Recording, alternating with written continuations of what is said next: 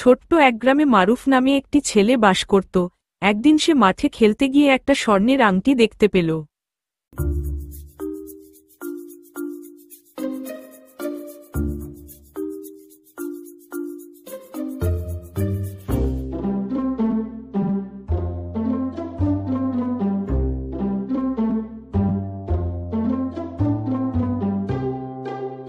সে ভাবল, এটা তো অনেক দামি, যদি আমি এটা রাখি তবে এটা বিক্রি করে আমি অনেক টাকা পাব।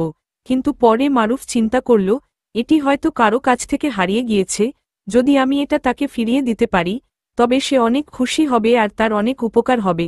সে ঠিক করল আংটিটি গ্রামের প্রধানের কাছে নিয়ে যাবে।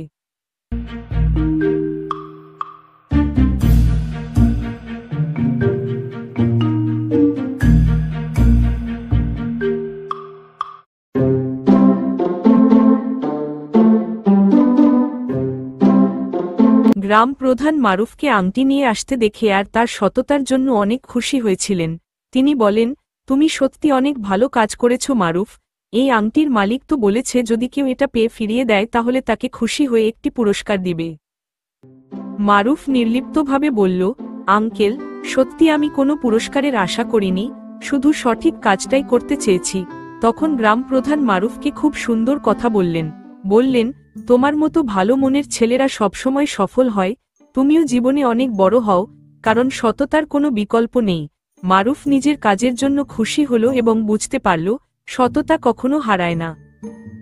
শিক্ষা: সততা সর্বদা সঠিক পথ প্রদর্শন করে।